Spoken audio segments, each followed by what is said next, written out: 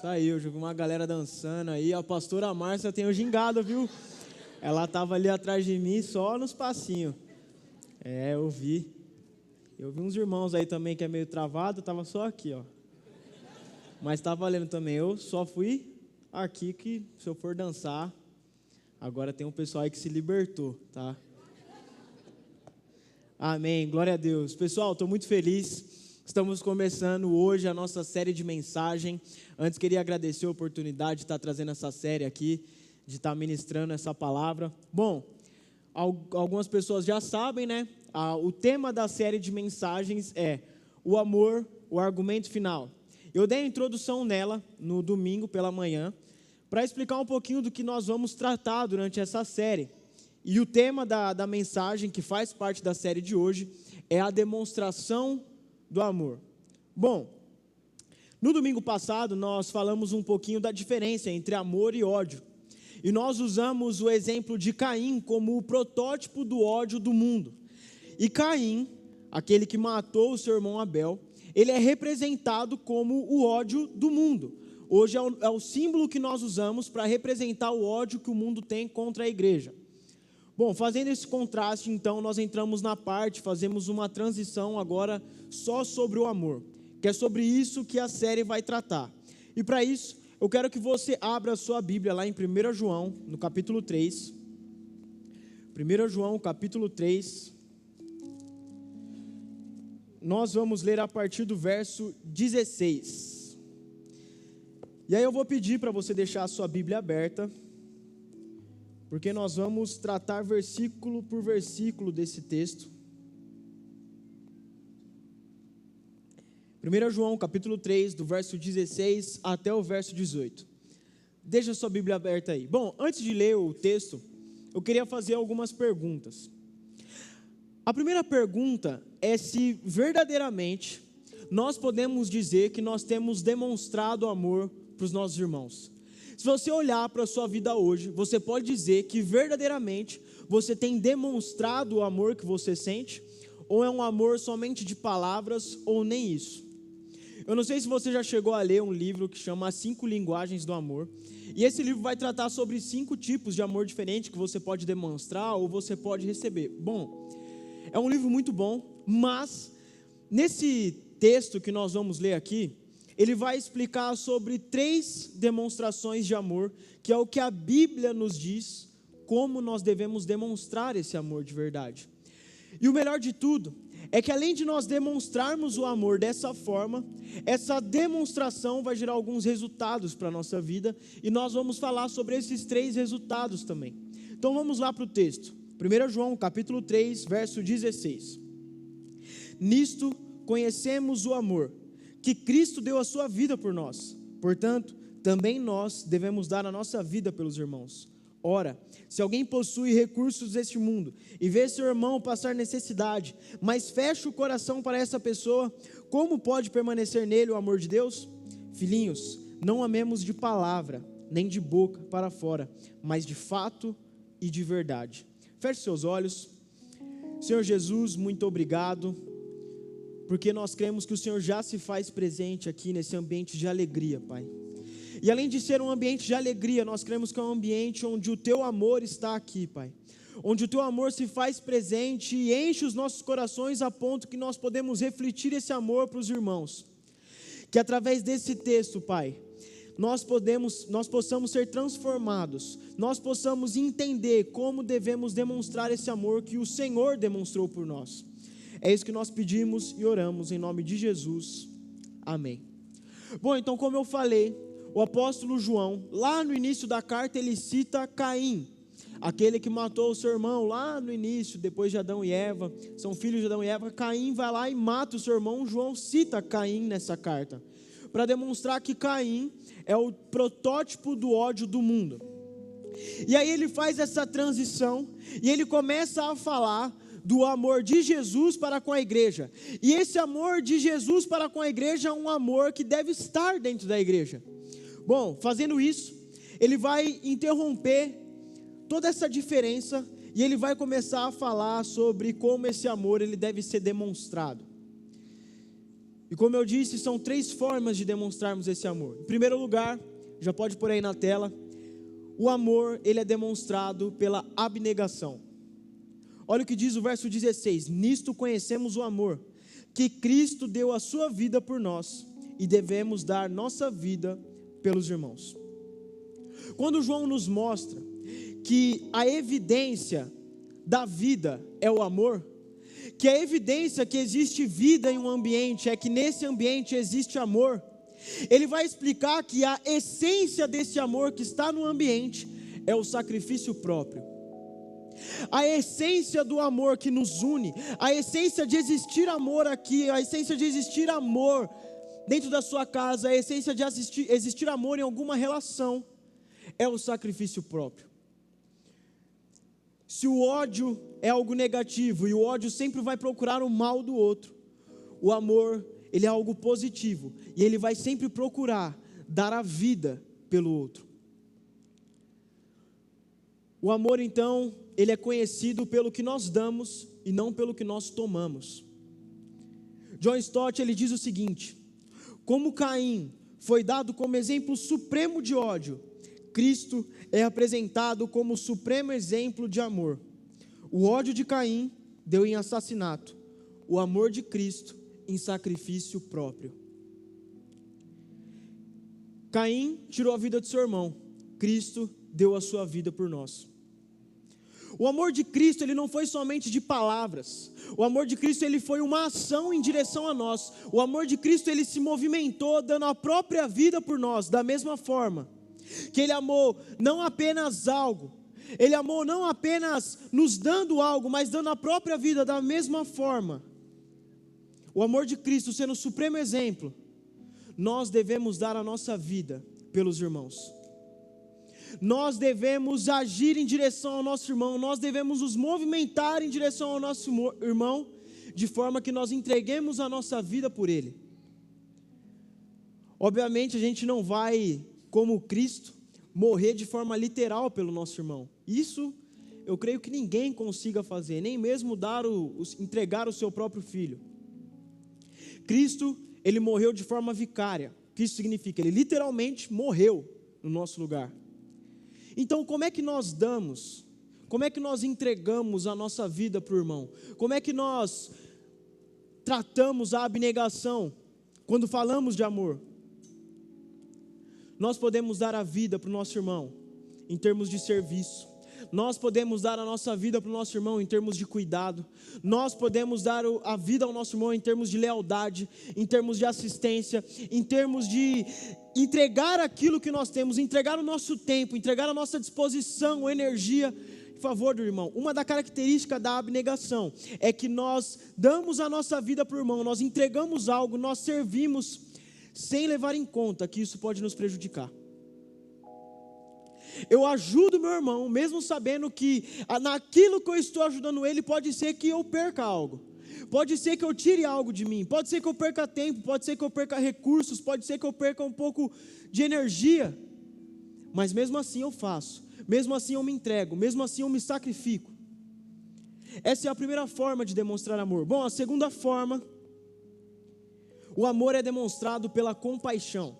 Olha o que diz no versículo 17. Ora, aquele que possuir recursos deste mundo e vir a seu irmão padecer necessidade, fechar-lhe o seu coração, como pode permanecer nele o amor de Deus?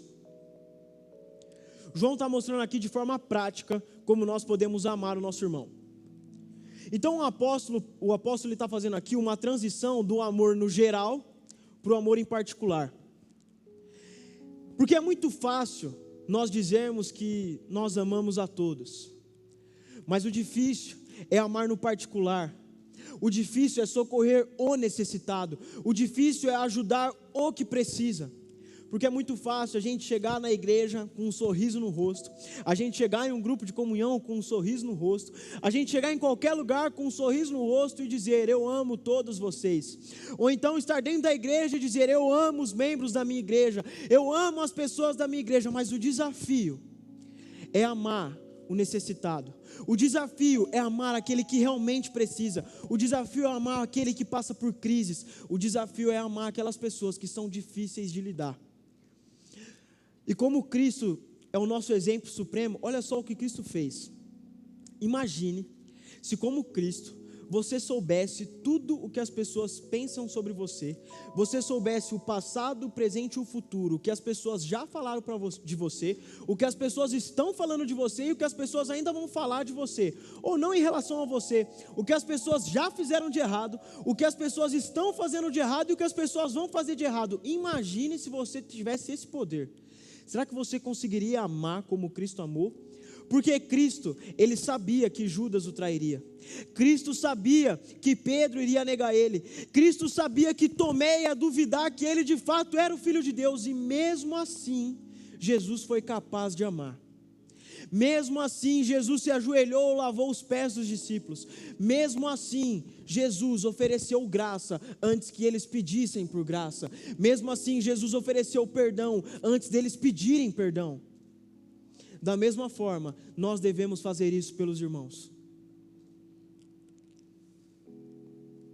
John Stott, ele vai citar C.S. Lewis e ele vai dizer que amar todas as pessoas em geral pode ser uma desculpa para não amar ninguém no particular. A gente parece que ama. A gente tem uma cara, a gente faz a gente tem um jeitinho aqui na igreja que a gente parece que ama. Porque a gente chega, a gente abraça, cumprimenta todo mundo. Mas às vezes isso é uma desculpa, esse nosso jeito crente, né, o jeito de ser crente, que é o jeito amoroso, mas às vezes isso é uma desculpa, para não ter que amar ninguém no particular. Parece que eu amo, mas na verdade eu nunca fui até a casa de um irmão que está passando por crise para dar um abraço nele. Mas de verdade eu nunca perguntei se o irmão está precisando de um socorro financeiro, mesmo vendo ele passar por necessidades. Mas de verdade eu nunca prestei nenhum tipo de assistência para o irmão que está do meu lado, mas parece que eu amo. E quando nós fechamos o nosso coração para o necessitado, isso é o oposto de compaixão, isso é o oposto de amor. E o apóstolo João vai dizer em sua carta que não existe meios termos, ou é luz ou é trevas, ou é verdade ou é mentira, ou é amor ou é ódio. Compaixão é abrir o bolso e não somente abrir a boca. Existe uma afirmação que vai dizer o seguinte, é uma frase famosa, não tem o autor, não tem a identificação do autor dessa frase, que diz: como a vida não habita no assassino, o amor não habita no mesquinho.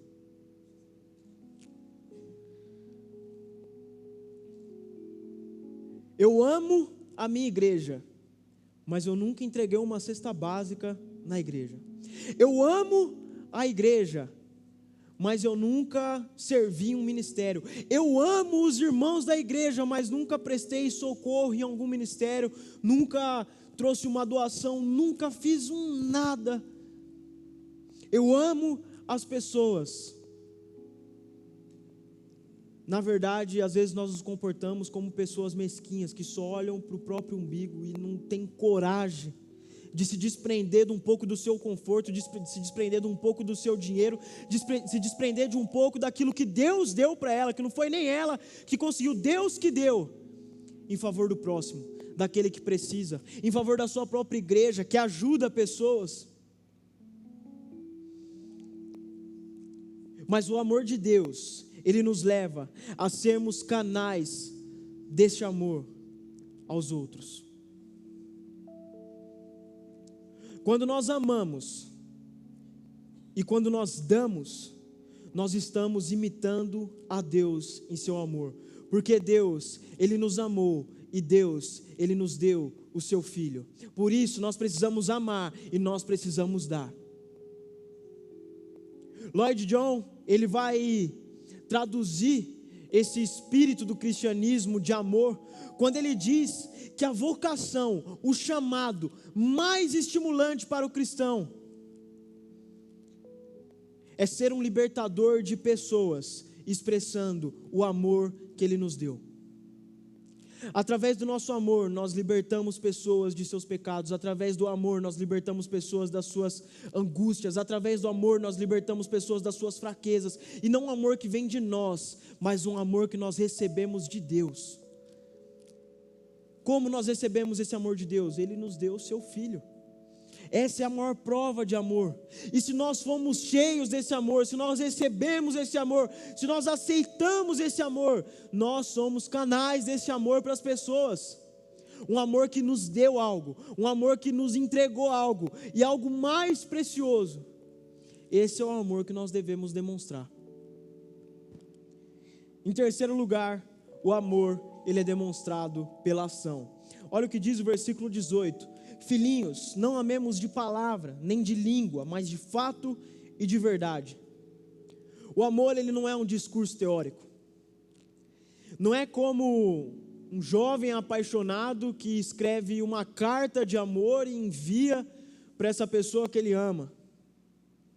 Não é como um jovem que namora e aí ele pisou na bola com a namorada e para consertar o erro, ele vai lá e escreve um textão no WhatsApp e manda. Não, se ele não comprar uma cesta de chocolate e levar na casa da namorada, e levar para a esposa, ou levar para a pessoa amada, não adianta. A pessoa vai olhar para ele e falar assim: não adianta você falar até papagaio fala, tem que demonstrar. E isso é verdade. Amor é ação, amor é movimento. O amor não é o que nós falamos, o amor é o que nós fazemos. Então nós entendemos que amor não é uma questão de sentimento. Amor não é aquilo que eu sinto, não é aquilo que não são as minhas emoções. Mas amor é uma questão de movimento, e um movimento em direção ao necessitado, um movimento em direção àquele que precisa de amor, um movimento em direção àquele que é carente de amor, é carente de um pai, e esse pai é o Pai Celestial que um dia nos adotou e nos encheu desse amor. E por isso nós olhamos para pessoas e pensamos o seguinte: se um dia eu fui alcançado por esse amor, é justo que eu alcance pessoas através desse amor.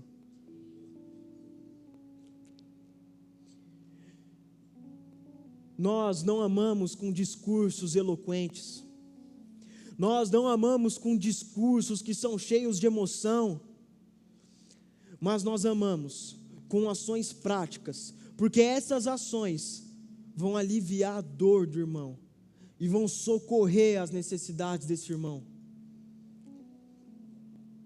John Stott diz que amor não é essencialmente sentimento, nem conversa, são atos.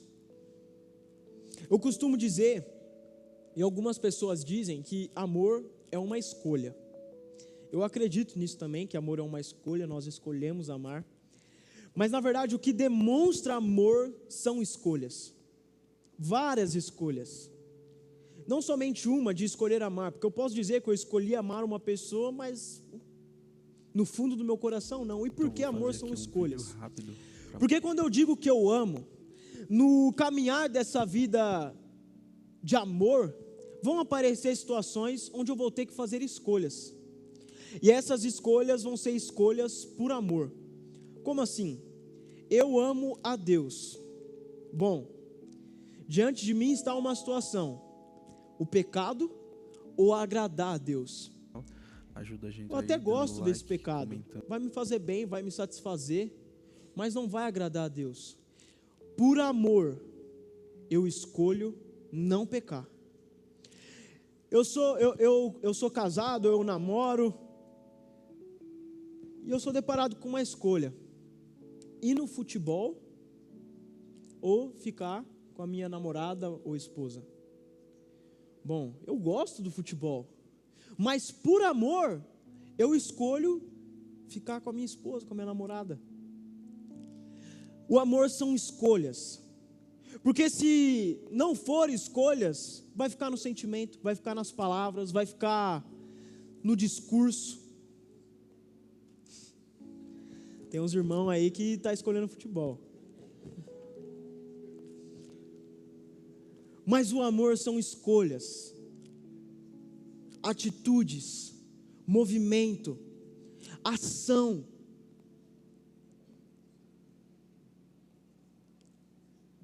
Na verdade, se o nosso amor ele for genuíno, se o nosso amor com os irmãos, com o necessitado, com as pessoas, ele for genuíno, inevitavelmente, ele vai resultar em ações. Você quer saber se um amor é de verdade ou não? É só ver as ações, é só ver o movimento, é só ver o que é feito. Fica só nas palavras, provavelmente esse amor não é de verdade. Agora é um amor que se movimenta, é um amor que age, é um amor que faz escolhas. É um amor genuíno, é um amor que vem de Deus, é um amor que Jesus nos ensinou. Jesus nos ensinou esse amor, entregando a própria vida, com compaixão, nos dando algo, e com ação, realizando milagres, realizando maravilhas, nos salvando da nossa condenação. E esse é o amor que nós devemos demonstrar. Bom, Simon Kistemaker, ele vai dizer que amor e fé, eles têm algo em comum, porque os dois, eles precisam de obras para testar a autenticidade deles. A fé, ela também precisa de obras para testar que a fé é verdadeira. Não quer dizer que é porque eu faço obras que eu sou salvo, que eu sou merecedor, mas as obras são uma consequência da fé que eu tenho em Jesus. O amor é a mesma coisa.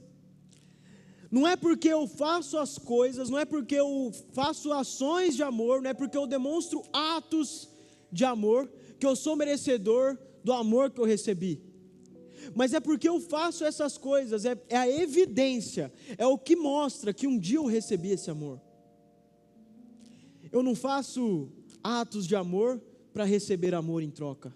Eu faço atos de amor porque eu já recebi o maior amor do mundo, que é o amor de Cristo.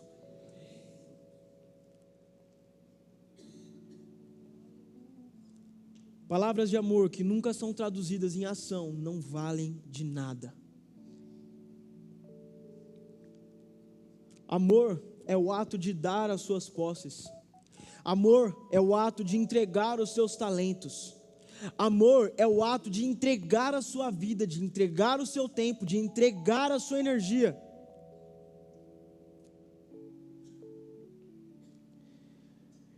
E quais são os resultados desse amor que nós demonstramos?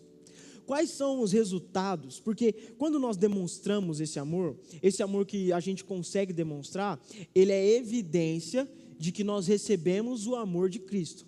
E se nós recebemos o amor de Cristo e demonstramos esse amor, isso vai gerar alguns resultados na nossa vida. E resultados muito positivos, que vai te trazer uma vida de paz e conforto. Olha só, eu quero que você volte lá no texto que nós lemos, e agora nós vamos ler do verso 19 até o verso 24. Para nós descobrirmos qual é o resultado desse amor. O texto está em tela, se você quiser acompanhar na tela. Vamos lá, olha o que diz o verso 19. E nisto conheceremos que somos da verdade, bem como diante dele tranquilizaremos o nosso coração.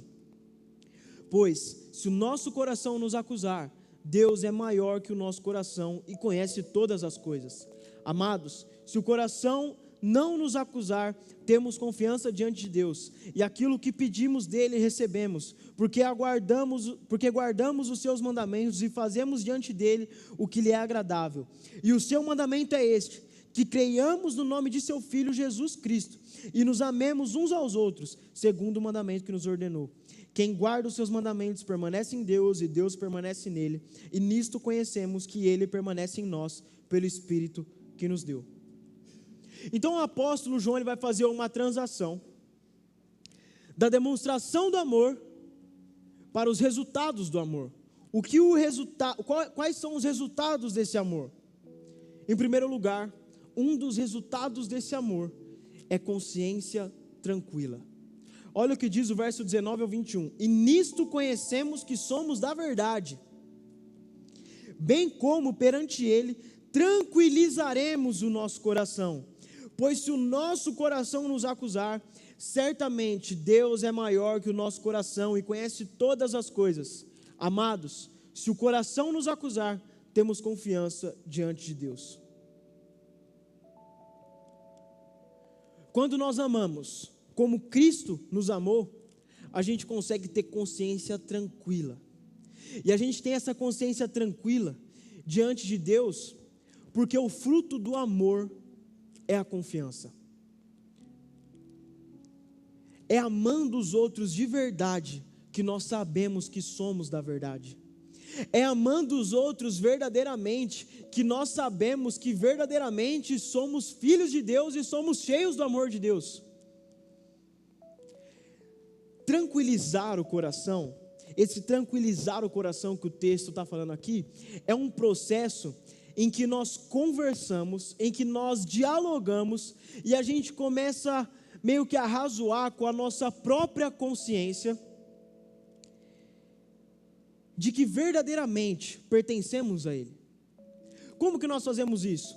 Então, a gente vai começar a conversar com nós mesmos, e um dos argumentos que nós vamos usar com nós mesmos, para dizer que nós estamos nele, para dizer que nós pertencemos a Deus, para dizermos que nós somos da verdade eu amo meu irmão.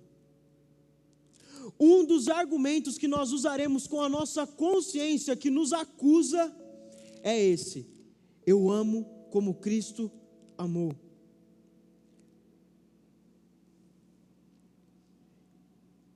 Nesse processo de argumentação com a gente mesmo, com nós mesmos, nós vamos usar o amor pelos irmãos como a evidência que fomos alcançados pelo amor de Deus. Irmão, um dos maiores males da vida do cristão é a insegurança, a falta de confiança, o medo, a angústia, se verdadeiramente pertencemos a Ele ou não. Como nós temos confiança de que pertencemos a Ele? Pelo amor.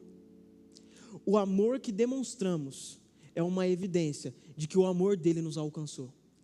O amor que nós demonstramos em ação, o amor que nós demonstramos em sacrifício próprio, o amor que nós demonstramos com compaixão, é uma evidência de que o amor dele nos alcançou, de que o amor dele nos preencheu. Amar os irmãos é o remédio para esse mal.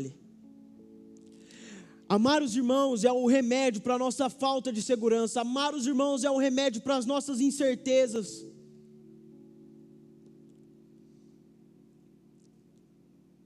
John Stott vai dizer o seguinte: há 3 oradores nesse debate interior que nós temos. Qual é esse debate interior? De incerteza, de insegurança, se pertencemos a Ele ou não, essa falta, esse medo que nós temos. Existem 3 oradores nesse debate. Bom, um é o nosso coração como acusador, que é o que o texto diz. Outro, nós mesmos como nosso próprio advogado. E por último é Deus como nosso juiz. E se a nossa consciência, ela nos acusa, a gente não deve considerar a nossa consciência como a Suprema Corte. A gente não deve considerar a nossa consciência como a última palavra em relação a nós mesmos, como a última palavra do destino da nossa vida, da esperança da nossa vida. E nós não devemos aceitar a palavra final da nossa consciência como a nossa sentença. O texto diz que Deus é maior que a nossa consciência, e se nós estamos em Deus, e se nós temos certeza que nós estamos em Deus porque amamos uns aos outros, a nossa consciência ela tem que estar tranquila. Nós devemos viver em paz. Eu estava comentando no domingo que eu estava passando por um período de ansiedade, de confusão tal, porque dentro do meu coração não tinha paz, incertezas em relação a pessoas, em relação a amizades, relacionamentos, porque faltava amor. Então um dia eu estava conversando com o irmão da igreja aqui, o Genivaldo, ele está aí hoje, no domingo ele não estava, falei dele, e aí eu estava conversando com ele, ele falou assim: mano, para com isso, eu decidi uma coisa na minha vida, eu vou resolver tudo com todo mundo, eu vou zerar, eu vou acabar com todas as indiferenças, vou acabar com toda a briga, com toda a discussão, vou acabar com isso, zerar, eu não vou ter nada contra ninguém, e a única coisa que nos resta oferecer para as pessoas, quando nós estamos limpos de acusações, quando nós estamos limpos da nossa consciência, é o amor de Deus. Nós temos que nos livrar disso, nós temos que nos livrar dessa culpa. E sabe de onde vem essa culpa? Quando nós não estamos bem resolvidos com os irmãos, com a família, com o nosso próprio lar, no trabalho. E a gente vai lá e se resolve, e a gente se livra dessa culpa. A única coisa que a gente oferece é o amor. E a gente começa a demonstrar amor. Quando alguém nos ataca, a gente oferece amor. Quando alguém quer tirar de nós, nós entregamos. Quando alguém quer mostrar que nós somos ruins, nós levantamos a pessoa e mostramos que ela é merecedora, que ela é boa, e que nós ajudamos, e que ela pode, ela consegue. Nós fazemos o oposto do que o mundo quer fazer conosco. Nós oferecemos um amor ativo. E por isso, nós conseguimos ter consciência tranquila. Porque o conhecimento de Deus, ele é pleno. Mas o conhecimento da nossa consciência, ele é limitado. O julgamento de Deus em relação a nós, ele é pleno de misericórdia. E o julgamento da nossa consciência, muitas vezes, é um julgamento implacável, é morte. Mas é melhor estar nas mãos de Deus do que estar nas nossas mãos. Às vezes a gente quer ter controle sobre a nossa vida e sair resolvendo tudo por nós mesmos. E aí, para a gente resolver um tipo de relacionamento que nós estamos enfrentando, uma luta aqui que a gente faz, a gente posta textão no Instagram, ou a gente posta indireta no Facebook, ou a gente quer ficar mostrando para todo mundo que a gente está bem. Mas o que a Bíblia nos ensina é que nós devemos oferecer o amor. Porque só assim nós estaremos nas mãos de Deus e não da nossa consciência. Quando nós estamos nas mãos da nossa consciência, a gente acha que não tem mais saída. Ou é morte, ou eu mato o irmão. E aí eu faço de tudo para tentar me resolver. Mas estar nas mãos de Deus, confiar em Deus, confiar no amor que Deus me deu, confiar nele, na segurança que Ele me deu, é a melhor coisa que existe. Não tem irmão que tire sua paz. E se vier alguém para tirar sua paz, o que você faz? Ama. A gente ama. A gente entrega.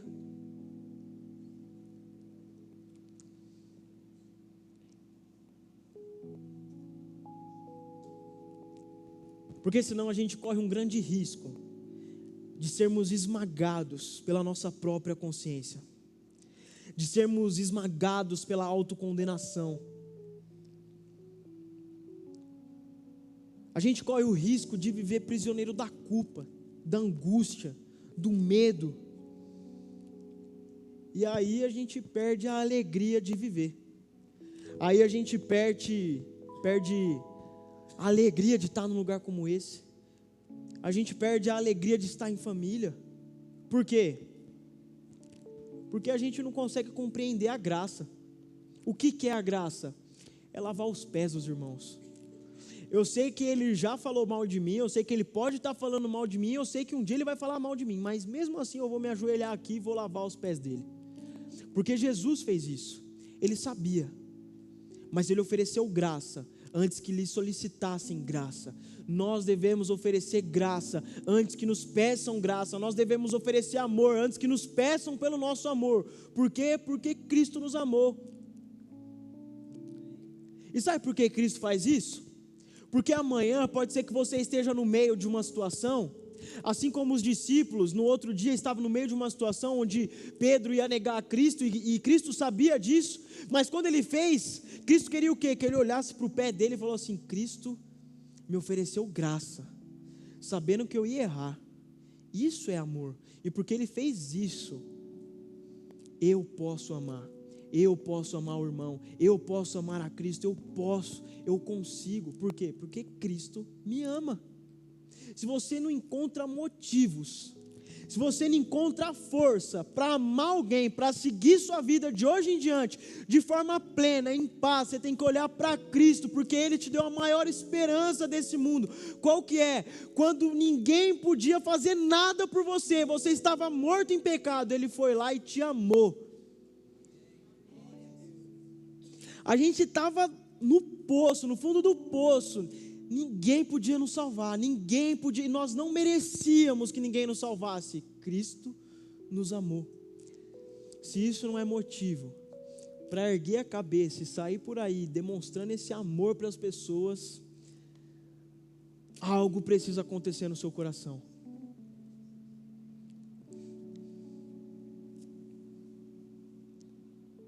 Nós precisamos começar um novo passado.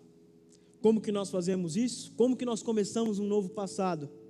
A gente tem que deixar o nosso passado no passado. E a gente tem que viver o presente com alegria, caminhar para o futuro, na firme certeza de que a graça nos restaurou e que pelo sangue de Jesus somos aceitos por Deus como membros de sua família. Agora nós somos filhos de Deus, herdeiros de Deus, habitação de Deus, herança de Deus. E Harvey Blunt ele vai dizer que o perdão, ele deve ser tão real quanto a culpa. Às vezes você deve estar pensando, mas eu já fiz muita coisa ruim para as pessoas. Às vezes as pessoas que me ofenderam, eu devolvi com ofensa. Às vezes as pessoas que me odiaram, eu devolvi com ódio. Às vezes as pessoas que fizeram mal contra mim, eu fiz mal com elas também. E eu me sinto culpado. Eu não consigo ter paz. Eu nunca demonstrei esse amor dentro da minha casa. Eu estou lá com os meus filhos e eles pedem pela minha atenção, mas eu nunca dei essa atenção e eu me sinto culpado, eu me sinto em dívida com isso. O que eu faço? Confia no perdão que Deus pode te dar, porque Ele entrega esse perdão. Por quê? Porque Ele te ama, Ele te amou, e nenhuma condenação há para aqueles que estão em Cristo, para aqueles que reconhecem Jesus, para aqueles que reconhecem aquilo que Jesus fez por você, para aqueles que reconhecem esse amor. Não tem mais condenação. O que nos resta? Amar. Se você não amou ontem, você pode começar a amar hoje. Começa um novo passado, para que amanhã você lembre do hoje com olhos de alegria. Ontem eu amei, hoje eu vou amar mais ainda.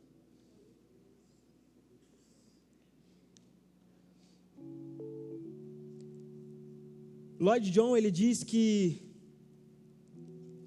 nós não precisamos colher lembranças ruins para essas lembranças fazerem parte do banco de memória do nosso coração. Porque em cada crise que nós passamos, nós podemos tranquilizar o nosso coração diante de Deus. Quando nós somos tentados pela dúvida, quando nós somos tentados pela incerteza, a gente pode olhar para a nossa própria vida com as lentes do Calvário. O que é olhar para a sua vida com as lentes do Calvário? É olhar aquilo que Cristo fez por você, mesmo você não merecendo. E porque Ele fez aquilo por você, hoje você é cheio do amor dEle. Hoje você pode ter vida plena. Hoje você pode caminhar em direção à luz. Hoje você pode caminhar em direção ao céu.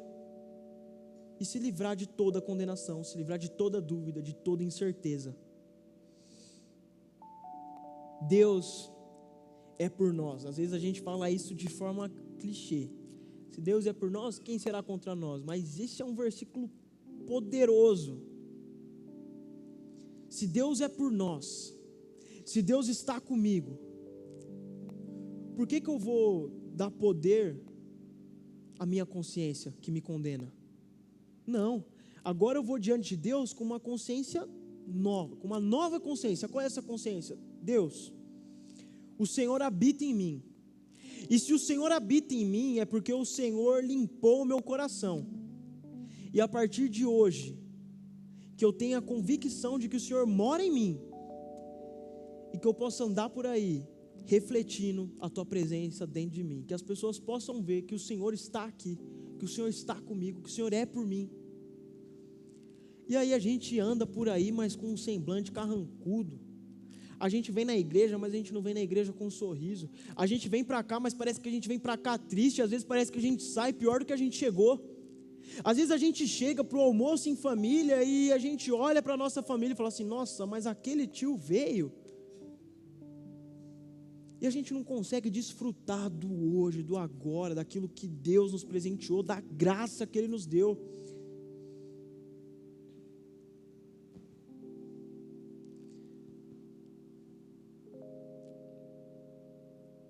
nós conseguimos descansar no que Deus fez por nós em Cristo. É nisso que nós descansamos, na obra que Cristo realizou na cruz. Nossa segurança está em Deus e não em nós mesmos. William Barclay, ele vai dizer que o conhecimento perfeito que pertence a Deus e somente a Deus não é o nosso terror, mas é a nossa esperança. Em segundo lugar, qual é o outro resultado? Bom, primeiro é a consciência tranquila da nossa esperança. Em segundo lugar, a demonstração do amor, e esse amor que está em nós, ele resulta em orações respondidas. Olha o que diz o versículo 22 e 23.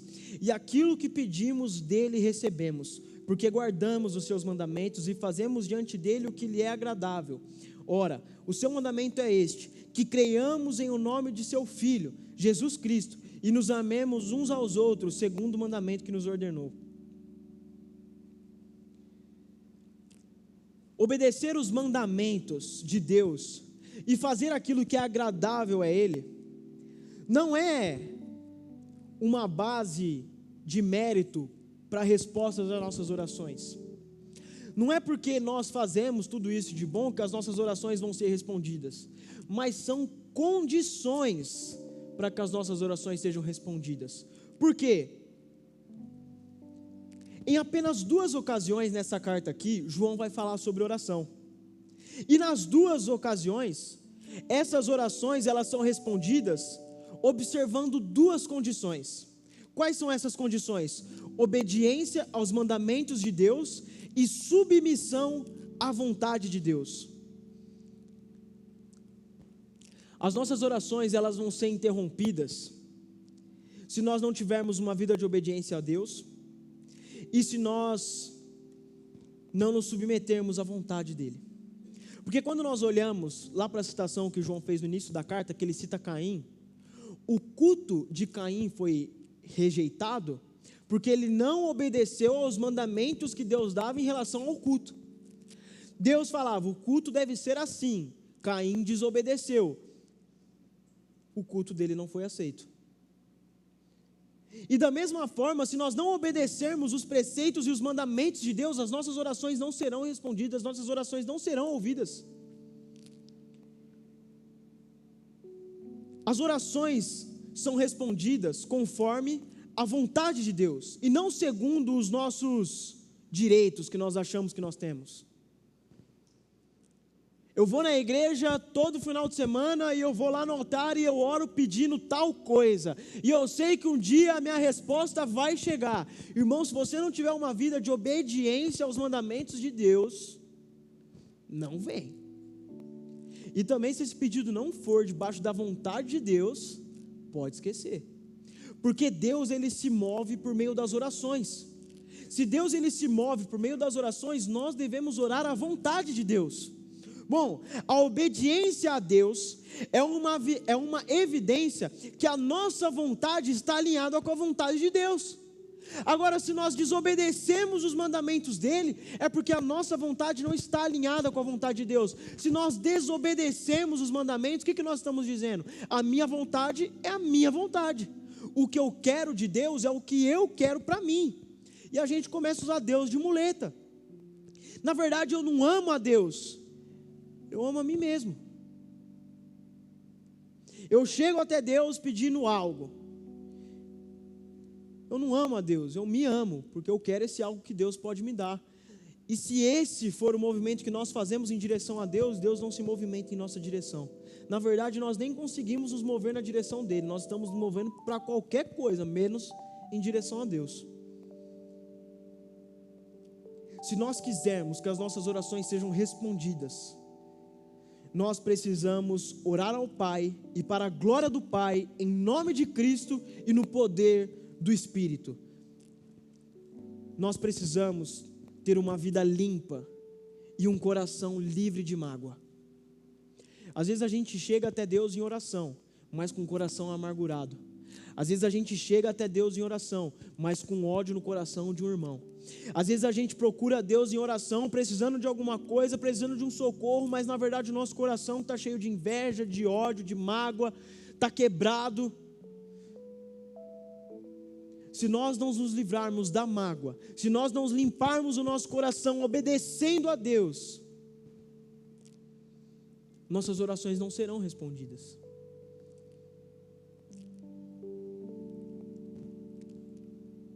Mas quais mandamentos nós devemos obedecer?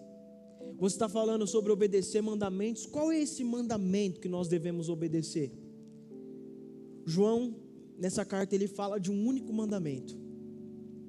E nesse mandamento ele vai unir fé em Cristo e amor uns aos outros. Fé e amor fazem parte do núcleo da vida cristã. É o centro, fé e amor. Bom, porque esses dois aspectos, fé e amor, eles vão tratar da nossa relação com Deus e da nossa relação com o próximo, da nossa relação vertical e da nossa relação horizontal. Então, ele divide o mandamento em duas partes, fé e amor. A primeira parte do mandamento é crer em o nome de seu Filho Jesus Cristo. Crer no nome é o mesmo que crer nele. Então, João emprega esse termo aqui no sentido que é um sentido oriental. O que é esse sentido oriental? O nome da pessoa representa tudo aquilo que ela é. Então, quando João está falando crer no nome de Jesus, é crer em tudo aquilo que ele é. E Jesus é o quê? Filho de Deus, que veio ao mundo para morrer em nosso lugar, nos livrar de toda condenação, para a glória de Deus. Quando nós cremos no nome dele, nós cremos nisso tudo que ele é. Essa é a primeira parte do mandamento. Augusto Nicodemos vai dizer também sobre essa primeira parte, que a questão não é somente crer em Jesus, mas é crer naquilo que Deus nos diz sobre Jesus, que é conforme a pregação apostólica que nós lemos na Bíblia, o que a Bíblia diz sobre Jesus, é crer nisso. Bom, e a segunda parte do mandamento é amar uns aos outros, e o amor é a marca do verdadeiro cristianismo. O amor é o sinal que nós carregamos de que somos verdadeiramente dele, que nós pertencemos a ele e ele habita em nós. E dessa forma, obedecendo esses mandamentos, fé em Deus e no nome de Jesus, e amando uns aos outros, as nossas orações são respondidas. E qual é o último resultado do amor? Bom, o último resultado que João nos ensina é a permanência garantida. Então, em terceiro lugar, permanência garantida, pode mudar aí no telão. Permanência garantida, olha o que diz o versículo 24. E aquele que guarda os seus mandamentos permanece em Deus e Deus nele, e nisto conhecemos que ele permanece em nós, pelo Espírito que nos deu.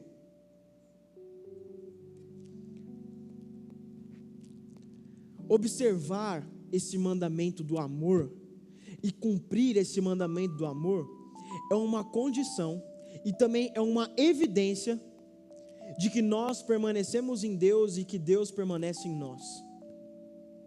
Augusto Nicodemos, ele vai afirmar que a permanência em Deus não é uma experiência mística.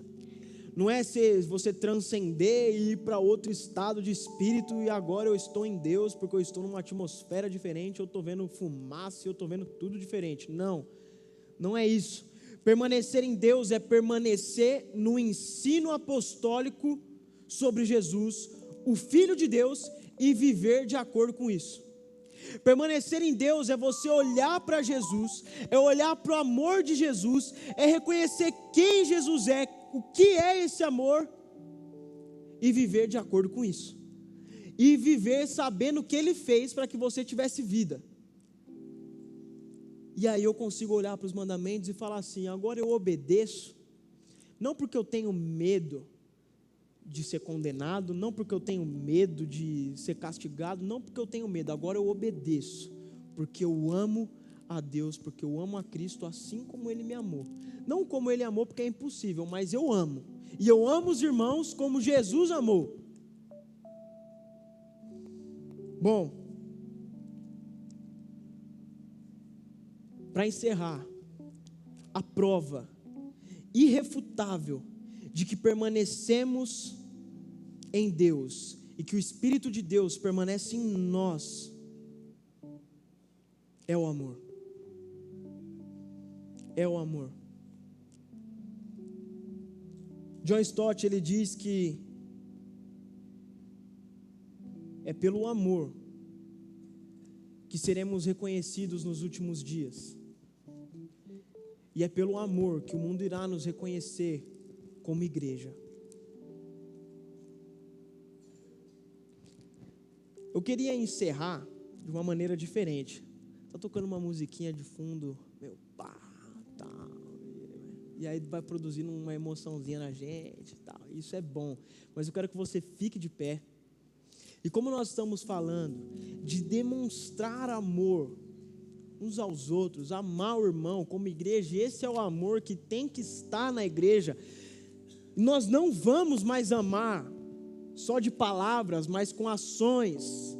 Nós vamos nos doar, nós vamos nos movimentar. Eu não sei se eu posso fazer isso, mas já chamar o Templo Soul para subir aqui. Chamar o Templo Soul para subir aqui, porque eles fazem uma música animada de alegria. E aí eu vou orar. Quando eu terminar de orar, aí eles vão começar a tocar uma música agitada, de amor, de amor. A primeira que vocês tocaram, o teu amor não falha. Show. E aí na hora que eu terminar de orar, eles vão começar a tocar essa música, e aí você vai ter que abraçar alguém, mas alguém que você não conhece. Abraça e você vai falar que ama essa pessoa. Mas de verdade, tenta olhar no olho dessa pessoa e falar que ama. Pode ser? Ok? Autorizado? Então está autorizado. Então feche seus olhos. Feche seus olhos. E que você se encha do amor de Deus. Porque se esse amor não estiver aqui dentro, não vai estar lá fora, pode ter certeza. O que nós encontramos no mundo é algo que foi representado por Caim. Inveja, traição, é tudo de ruim que você pode imaginar. Nós temos a marca do amor. Deus nos deu isso. E nós precisamos transbordar isso. A gente tem que chegar aqui transbordando amor, alegre. Por muito tempo eu fui um cara meio ranzinza, meu pai fala. Mas a gente tem que tentar mudar isso na gente. Tentar ser mais, de boa. Ser a pessoa da paz, ser o pessoal do deixa disso. E vamos ser todo mundo amigo e estar junto e abraçar. Que esse amor te encha, porque isso é bom, isso traz paz, isso tranquiliza a consciência. Isso faz com que suas orações sejam respondidas. E isso faz com que o Espírito Santo de Deus permaneça em você e você permaneça em Deus. E você tenha esperança de que um dia você vai morar no céu. E para ter essa esperança, começa a demonstrar amor, porque só vai morar no céu quem ama. Feche seus olhos. Senhor Jesus, muito obrigado, Pai. Muito obrigado pelo teu amor que nos encheu. Muito obrigado pelo teu amor que nos transformou. Muito obrigado pelo teu amor que nos salvou. Muito obrigado, Pai, porque através dele nós podemos amar os irmãos. Muito obrigado porque através dele nós podemos ter paz. Muito obrigado porque através dele nós podemos ter consciência tranquila de que um dia nos encontraremos com o Senhor. Pai, nos ensina a demonstrar verdadeiramente esse amor dentro da tua casa, com a nossa família, no nosso trabalho, em todos os lugares, Pai. Nos ensina a demonstrar esse amor, Pai, entregando a nossa própria vida, tendo compaixão, nos movimentando em direção daqueles que necessitam do teu amor, Pai, porque não existe amor maior do que entregar a própria vida, Deus. Pai, nos ensina a amar como o Senhor amou. Nos ensina a amar como o Senhor amou a sua igreja. Nos ensina, Jesus. Nos ensina, Pai. E que as pessoas lá fora vejam esse amor em nós, se constranjam com esse amor e se acheguem à tua presença, porque vão se sentir amadas, vão se sentir acolhidas, vão se sentir bem, Pai. Isso é ser igreja. Nos livre, Pai, de todo ódio, nos livre de toda inveja, nos livre de toda mágoa, nos livre de todo rancor, Jesus. Livre a sua noiva, Pai, daqueles que estão aqui, mas não estão aqui de verdade. Para aqueles que dizem que estão em Ti, mas na verdade pertencem às trevas. Livre a sua noiva, que a sua noiva seja cheia de amor, Pai, que é refletida por aqueles que estão na Tua presença, que tem o Espírito Santo, Pai. É isso que nós oramos em nome de Jesus. Amém.